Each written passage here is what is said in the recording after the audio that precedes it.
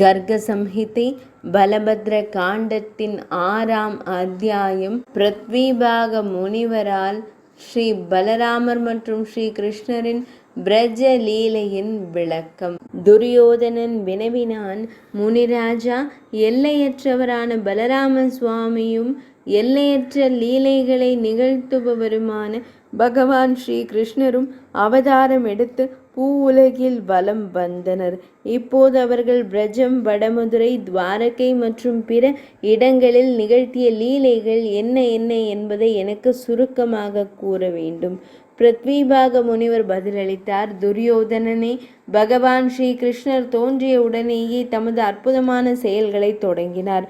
அவர் பூதனைக்கு முக்தியளித்தார், சகடாசுரனையும் திருணாவர்த்தனையும் காப்பாற்றினார், விஸ்வரூபனை காட்டினார், தயிர் மற்றும் வெண்ணெயை திருடினார், அவரது திருவாக்கினில் பிரபஞ்சத்தை காணச் செய்தார், யமலார்ஜுன மரங்களை பிடுங்கி எறிந்தார், மேலும் துர்வாச முனிவருக்கு மாயையின் விளைவை காட்டினார்.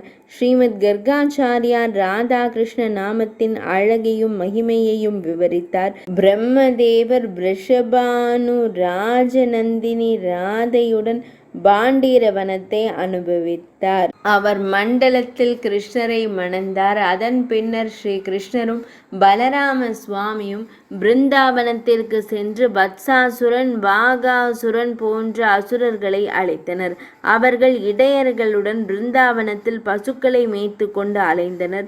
அப்பொழுது கழுதையைப் போல பேரீச்சவனத்தில் வாழ்ந்த தேனுகாசுரன் என்ற அசுரன் தனது தடியால் பலராம சுவாமியை தாக்க முயன்றான். அப்போது வலிமைமிக்க பலதேவர் அவனை தனது 2 கரங்களாலும் பிடித்து பேரீச்ச மரத்தில் அடித்தார். அவர் மீண்டும் எழுந்தபோது பலராம சுவாமி அவரை மீண்டும் தரையில் தள்ளினார். அதன் விளைவாக அவனது தலை வெடித்து சிதறியது. அவன் தனது மீசையை இழந்தான். பின்னர் பலராம சுவாமி விரைவாக அவனுக்கு ஒரு குத்து விட்டார். அதனால் அவனது உயிர் இறக்கைகள் பறந்து சென்றன.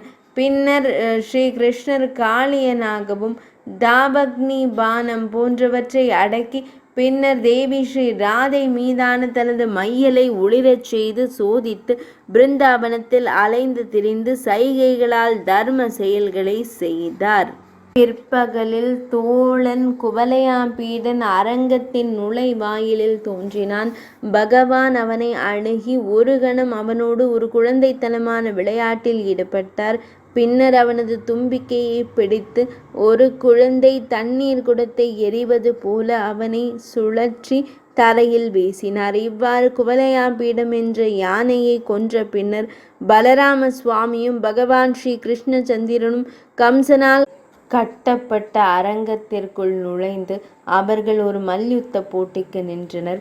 கம்சனின் கண்முன்னே பலராம சுவாமியும் பகவான் ஸ்ரீ கிருஷ்ணச்சந்திரனும் சாணூரன், முஷ்டிகன், கூடன், சால்வன் மற்றும் தோல்சாலன் ஆகியோரை தோற்கடித்தனர். இந்த செயல்களை கண்ட கம்சன் கடுமையான வார்த்தைகளால் அவரை அவமானப்படுத்த தொடங்கினான். இதற்கிடையில் கடுமையாக பேசும் கம்சனின் மிக உயரமான மேடை மீது ஸ்ரீ கிருஷ்ண பகவான் குதித்தார்.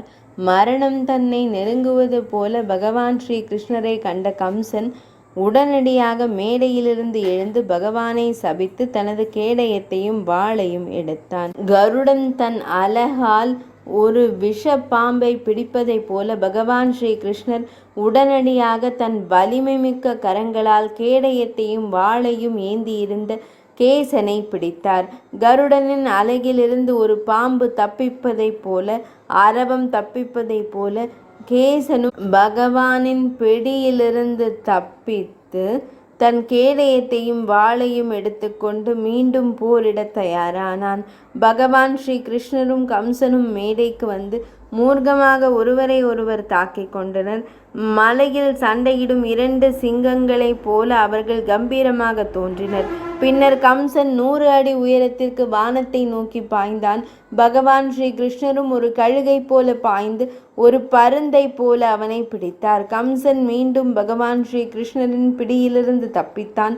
பின்னர் உலகங்களுக்கும் அதிபதியான பகவான் ஸ்ரீ கிருஷ்ணர் தன் வலிமைமிக்க கரங்களால் அவனை பிடித்து சுழற்றி மின்னலால் ஒரு மரம் முறிவதைப் போல அந்த பெரும் வானத்திலிருந்து தரையில் வீசினார். கம்சன் விழுந்த உடனேயே மேடையில் தூண்கள் உடைந்தன. இடி மின்னலை போல கடினமான உடலுடன் கம்சன் தரையில் விழுந்தான். ஒரு கணம் அவன் சற்று கலக்கமடைந்தான்.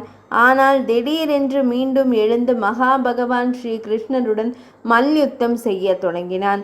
பகவான் ஸ்ரீ கிருஷ்ணர் அவனை தன் கரங்களால் பிடித்து மேடையின் மீது வீசி அவன் மார்பின் மீது அமர்ந்தார். பின்னர் ஒருவன் மலையிலிருந்து ஒரு கல்லை தூக்கி எறிவதைப் போல அவன் தலையை பிடித்து அவன் முடியை பிடித்து இழுத்து அவனை அரங்கத்திற்குள் தூக்கி எறிந்தார். அதன் பிறகு நித்தியமானவரும் அனைத்திற்கும் ஆதாரமுமான பகவான் பெரும் வேகத்துடன் மேடையிலிருந்து பாய்ந்து கம்சன் மீது இறங்கினார். அவர்கள் விழுந்ததால் பூமி சற்று அமிழ்ந்தது. மேலும் முழு உலகமும் 3 கணங்களும் ஒரு தட்டை போல ஒடுங்கியது. கம்சன் தன் கடைசி மூச்சை விட்டான். அனைவரும் காணும்படி தரையில் கிடக்கும் யானையை ஒரு சிங்கம் இழுத்துச் செல்வதைப் போல அவர்கள் கம்சனின் உடலை இழுக்கத் தொடங்கினர். அரசர்களிடையே பெரும் அமளி ஏற்பட்டது. மக்கள் வியந்து அவரை பகைமையுடன் நினைத்த கம்சன் கூட ஒரு புழு வண்டாக மாறுவதைப் போல இறைவனின் வடிவத்தை அடைந்தானே, அது எவ்வளவு ஆச்சரியம் என்றனர். கேசின் மரணத்தை கண்டதும் அவனது தம்பி உடனடியாக ஒரு கேடயத்துடனும் வாளுடனும் அங்கு வந்தான். அவர்களை பலபத்ரர் பிடித்தார். அவர் தனது கிரீடத்தை உயர்த்தி அவர்களை எல்லா பக்கங்களிலிருந்தும் தாக்கி அனைவரையும் அழித்தார். பின்னர் தேவர்களின் எக்காளங்கள் முழங்கின. எங்கும் ஆரவார குரல்கள் கேட்கத் தொடங்கின. தேவர்கள் மலர்களை பொழிந்தனர். வித்யாதாரிகள் நடனமாடத் தொடங்கினர். வித்யாதரர்கள், கந்தர்வர்கள் மற்றும் கிண்ணறர்கள் இறைவனை புகழத் தொடங்கினர். பின்னர் பகவான் ஸ்ரீ கிருஷ்ணர் அனைவருக்கும் உறுதியளித்து பெற்றோரை பந்தத்திலிருந்து விடுவித்து உக்ரசேன மன்னனிடம் ராஜ்யத்தை ஒப்படைத்தார். பின்னர் யாக சடங்குகளை முடித்த பின்னர் சாந்திபினி முனிவர் அந்த முனிவரிடம் சென்று அனைத்து விஞ்ஞானங்களையும் கற்றான். அவன் தனது ஆசிரியரின் இறந்த மகனை தானமாக கொண்டு வந்து சங்கசூரனை கொன்றான். பின்னர் அவன் வடமதுரைக்கு வந்து அங்கு குடியேறினான். பிரஜனின் துன்பத்தை போக்க இறைவன் உத்தவரை அங்கு அனுப்பினார். பின்னர் அவரே அங்கு சென்று ராசமண்டலத்தில் இருந்த ஸ்ரீ ராதைக்கும் கோபியர்களுக்கும் தரிசனம் அளித்தார். ராசத்தில் அவர் ரிபு முனிவரை விடுவித்து பின்னர் வடமதுரையின் மன்னரை போல வடமதுரையிலே குடியேறினார். பிறகு நாரத மாமுனிவர் சென்று பகவான் ஸ்ரீ கிருஷ்ணரின் இந்த லீலைகளை கம்சனிடம் விவரித்தார். இதனை கேட்ட கம்சன் கேசியை அனுப்பினான். இதை அறிந்த கேசி தன் கரத்தினை வாயில் வைத்து கொண்டான். இவ்வாறு பகவான் ஸ்ரீ கிருஷ்ணர் பலராம சுவாமியுடன் இணைந்து பிரஜமண்டலத்தில் பல அற்புதமான லீலைகளை நிகழ்த்தினார். இது ஸ்ரீ கர்க சம்ஹிதையின் பலராம காண்டத்தில் உள்ள ஸ்ரீ பிருத்விபாக முனிவருக்கும் துரியோதனனுக்கும் இடையேயான உரையாடலில் உருவான ஸ்ரீ ராமகிருஷ்ணரின் பிரஜ லீலைகளின் வர்ணனை என்ற தலைப்பு கொண்ட 6ஆம் அத்தியாயம் இனிதே நிறைவடைந்தது.